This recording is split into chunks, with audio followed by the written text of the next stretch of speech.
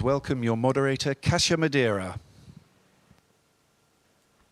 Thank you very much, ladies and gentlemen. Thank you, thank you, thank you, our esteemed guests. What a fantastic conference you guys have been having so far, and what huge, huge questions you have been raising and answering. So I'm expecting plenty more of that for our next session today. I am Kasia Madera. I do work as a journalist broadcaster. I've come especially from London to be here with you, and I'm thrilled to be back at GLOBSEC again. Today, in this session, we're talking about Europe under pressure, meeting crises head on. It's a big ask, it's a big subject, so we need a world leader to discuss this. So please join me with a big round of applause, welcoming onto the stage my esteemed guest, the President of the Republic of Slovenia, Nataša Pirc Musar.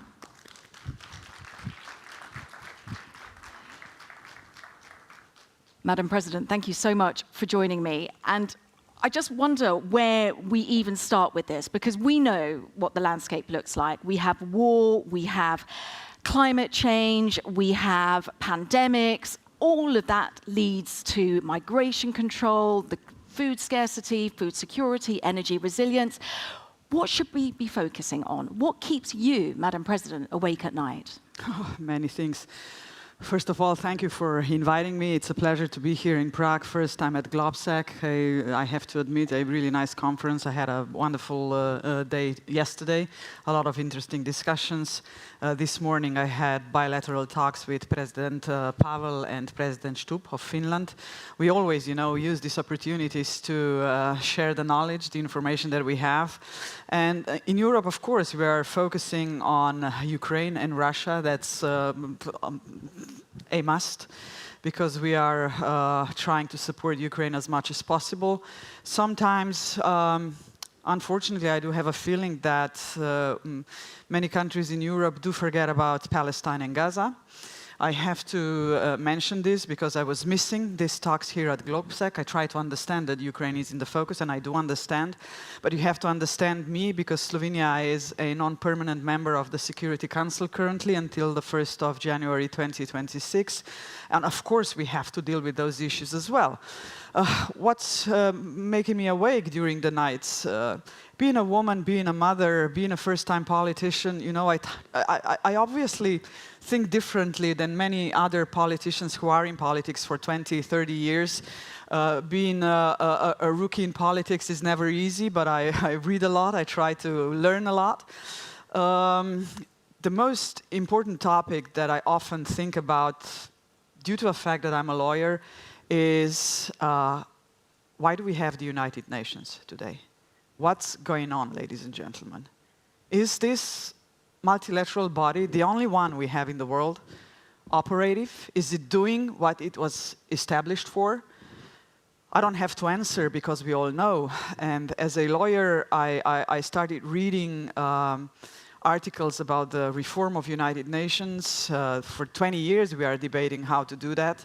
It's not going to be easy, never. But I often say that if we are not going to do anything, nothing will change. And that's not my motto. If you try to do something, then the changes can happen. It's never easy. The reform of United Nations is never going to be easy because of the P5 countries, the countries who have a permanent seat in Security Council with the veto powers. But are we asking ourselves enough? Why do those 5 countries sit in the Security Council? Why? Because they were the winners of the Second World War. And all the hopes that we had after the Second World War, and we are going to celebrate 80th anniversary next year, is that they are going to do whatever is needed to maintain peace and security. And all this, all of a sudden, excuse my French, went down the toilet. Because of Russian aggression in Ukraine, a violation of international law par excellence, and this country is a permanent member of the Security Council. And then if we see Gaza and Palestine, we can easily discuss, the hybrid war which is going on inside the Security Council, the hybrid war with veto powers. And I really honestly think that something needs to be done. If we have time in the next 15 minutes, I can, elaborate a couple of ideas. I'd Maybe be even fascinated. now. I think, look, you know, we're talking about Europe being under pressure, but of course we always look westwards, don't we? We look for the support of NATO. Europe looks towards the UN as well. So if you're saying that it needs reform, why is there not such a heated debate? Because I can hear the passion in your voice, yet it doesn't feel like there is an appetite for it. Well, discussing behind the scenes, you know, everybody knows that something needs to be done. But at the end, when we say also, what can we do tomorrow or today? Yeah, Nataša, you have to be aware of the realpolitik, and those are facti bruti. But I don't want to accept this. I really do not want to. So what's the problem with the veto powers? Let me just elaborate a couple of legal ideas, which might sound, you know, idealistic. I'm not a dreamer like John Lennon was in Imagine. I am aware of the real world. But the first document that I read about the reform of the veto powers in Security Council was a so-called Liechtenstein initiative from September 2022, I think it was, yeah?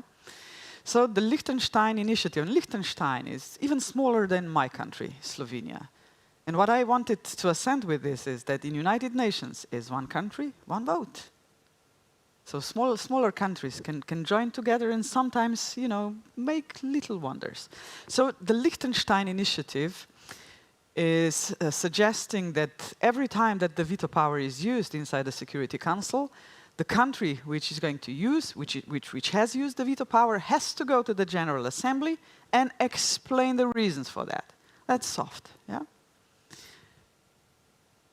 In the future, we have to start debating veto as a legal problem. In most of your respective countries, you probably have a veto of a president to put it on a law. In my country, for example, the lower house of the parliament can put a veto to a law. But in such cases, somebody can overturn a decision. Yeah? That's the legal process in democracies. When veto is used inside the Security Council, full stop, the end of story. Nothing else is happening afterwards. My first point or reasoning is that I would suggest to the General Assembly, to all 193 countries, that the country which is part of the debate inside of the Security Council cannot use the voting power, especially the veto power. So in case Russia and Ukraine, Russia should not be able to vote because it's debated there as an aggressor. The next point, which is also debated, you know, among heads of states and also in New York, is that the veto power of not a single of 5 countries which do possess the veto power should be used when we discuss mass atrocities, genocides, full stop. The third idea is that when the country is going to use a veto power, this veto power should go to the General Assembly and should win, for me, if you want, 2/3 majority to confirm it or to overrun it. This is the way that the General Assembly can get more power, because at the General Assembly, you all know that all the resolutions which are adopted there, they are not binding resolutions. So basically we debate, and it depends on P5 countries again at the end. So that's my vision of a debate. What kind of a solution we can, you know, achieve at the end, that's of course a different story. If you're going to ask at least 3 countries with veto power, who are the countries which they use this power most often, they will say, oh, no, yeah? But we have to pressure. And the last point, I really put a lot of hopes to the international courts, especially the ICC, the International Criminal Court, because they have some duties and obligations and powers to issue opinions if the states are asking for that. So we should use that more often. So that would probably be even easier than to do a concrete reform. And just to conclude, the way it is today, it's just simply not fair, it's not justified, it's not okay. Before we move on, I just want to get a show of hands from you guys. How many, raise your hand if you think the UN is doing a good job? There is not one person in this room that raised their hands saying that the UN is doing a good job. We're amongst friends. Have you touched upon this? Have you spoken to any other world leaders? Are other world leaders also interested in this? Do they are. They are, but at the end, you know, I would have to go to speak to Xi Jinping. I hope Kamala Harris in the future. To Russia, yeah. But are you are having these conversations with maybe... I have the courage to do it. But no, this is... I have to tell you one more thing, because I am a first-time politician. I was never in politics, as I said. I'm a president of my beautiful, tiny little Slovenia for 1 year and 8 months. So I'm, you know, still have to get to know my colleagues and all the behind the scenes. But I am putting the cobweb together, and I do know basically what's going on. But yes, without the P5 countries, that's mission impossible. I'm aware of that fact. So we have to talk to those 5 guys. 3 European countries. I've never... who gives up power? I'll be interested to see. I'll be watching this one closely, I can tell you. Two European countries, sorry. It's France and UK. Yeah, and but those are not... I don't know. Do you remember when France or UK used the veto for the last time? It's been decades. So, yeah. We've got a former politician here. When was the last time UK used the veto? Middle East. Middle East, but many years ago, yeah. Yeah. Thank you, Mr. Tobias. Thank you.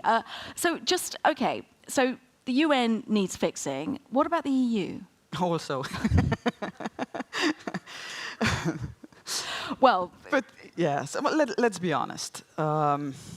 Maybe I can start with the Western Balkan story. You have to understand me, because Slovenia was part of ex-Yugoslavia, so our political interest is to help those countries to enter the European Union. And they are in the waiting room for 20 years already. What's the reason? Is it only to blame them because they are not adopting the acquis communautaire fastly enough? Or is it to blame us, the European Union member states, as well? I think it goes hand in hand, so we are both to blame. European Union is not doing enough to help them to enter European Union, and they are slow in reforming their legal system and adopting of 95,000 pages of acquis communautaire. It's not an easy process. When Slovenia entered the European Union 20 years ago, it was 80,000 pages of acquis communautaire. Today, it's 95, so it's not an easy process. What's also a problem of European Union? Despite the fact that European Union is the 3rd strongest economy in the world, you know, United States first, China the 2nd, European Union 3rd, we are an economical tiger, but we are not a political tiger. That's the fact. You know the saying which was attributed to Henry Kissinger, but it was not his. Whom do I call if I want to talk to Brussels? A slight change was done when we got a permanent a representative for foreign politics, so a foreign minister of European Union. And to unify 27 member states, a couple of years ago, 28 member states, it's never an easy process. But I'm still happy to live in European Union. I have to say this, I'm a liberal by heart, and I believe in the rule of law and human rights. That's all that I breathe for the whole of my professional life. But political strength is only going to be gained if we are going to be unified as much as possible. Ukraine is showing some open holes already, yeah. And if I can discuss again the integration process, so it's not only the Western Balkans. We have Ukraine now in the waiting room. We have Moldova. We have Georgia. So you know, European Union will one day become bigger and bigger. And here, Slovenia is taking part in a wonderful initiative, if you ask me, which is called a qualified majority vote. So we have to discuss also the veto powers inside of the European Union, especially in integration process, because today it is possible that each member state can block a country which wants to enter the European Union on certain chapters. So every single step we can block it. And you can see North Macedonia, for example. This country was blocked for ages because of the name, and when they finally made a compromise with Greece. They said, okay, now everything's perfect, we can continue the process. And then Bulgaria stepped in. They want them to change the constitution. And Macedonia, North Macedonian people often say, okay, can we trust that this is really the final stage, and then we can, open the chapters completely and start the negotiation process fastly? And qualified majority vote proposal is something that I'm really proud of, that Slovenia is taking part together with Germany, some other big countries, some smaller ones. What does that mean? Our proposal is that the countries should vote on certain chapters in negotiation process with the qualified majority vote, so that a certain chapter cannot be blocked only by one country. And at the end, the compromise among 27 member states is going to be, I hope, that the final decision on accepting a new country to European Union should be unanimous, unified. So that's what's on the table. We are debating this. You're basing it a lot on compromise, then. And now you remind me of one sentence that I often say to politicians in Slovenia and to young people. In every single country, and my country not excluded, it's really very hard to work in internal politics. Sometimes I think it's easier to work in the international arena than at home, because they are fighting and fighting and fighting, using harsh words, disqualifications. And I often say to them, the culture of dialogue is something that every single politician should nurture. And what's politics all about, for me personally? Politics is about making compromises, but not a rotten ones. So that's what politics is about, because you can not always, you can never please everybody. And this is how I see the politics, that this is the way to master it. And compromises are, if you're married, you know that you have to make compromises in your marriage. So that's the way to do it, to survive. I just recently celebrated 25th anniversary of marriage with my husband. Thank you. Just a couple of days ago. This is why I mentioned it. Yeah, that's it. It's a lot of compromise, but Yeah. just having met your formidable first gentleman, he has also compromised, but sometimes there are just those elements that don't compromise. And even yesterday we had Ursula von der Leyen saying that not everybody in Europe, not all the countries, not all the leaders are pulling the same way. You're asking an awful lot. Correct. Some things are not to make compromises. For example, if you ask me, being a liberal and human rights lawyer, I can never accept any compromises on abortion rights, LGBT rights, and so forth. That's me. That's what I believe in human rights and dignity. We can probably not make any compromises right now with Russia and Ukraine. Why do I think this way? Because sometimes I hear that also in my country, that we politicians should pressure Ukraine and Russia to stop the war, that we should stop sending the weapons, stop sending the money for the defense in Ukraine. And here we are discussing the war of David and Goliath. That's the fact. I think that we have to help them. And we are. Slovenia is helping as much as we can. But to start a peace negotiation process, I think it's only on Ukraine to decide. Imagine your country is invaded. My country was in war 33 years ago. It was only a 10-day war. But if at that time somebody would say to Slovenians, don't fight, they would kill that person.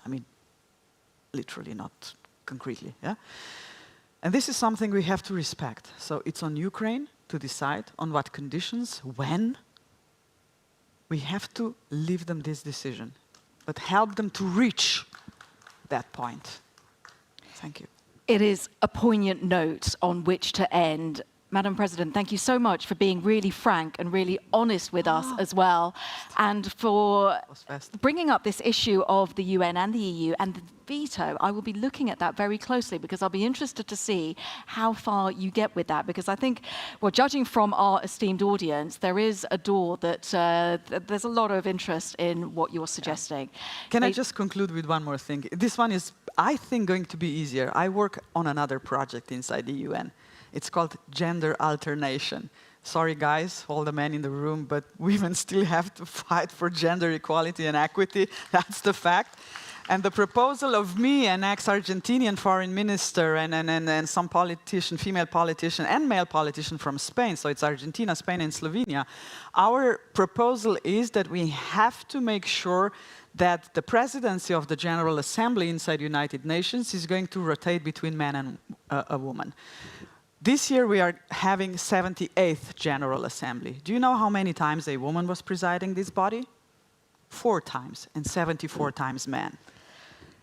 And a compromise at the end, I'm already saying to the men, you know, representing countries, if not 1 year a woman and 1 year a man, we would be more than happy if you have 2 men and 1 woman, 2 men, 1 woman, 2 men, 1 woman.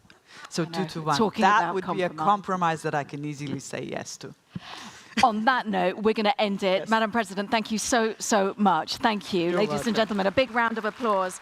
And we'd just like to say, Madam President touched upon Ukraine, and we will have a fantastic panel coming up now, so don't move, on Ukraine and NATO.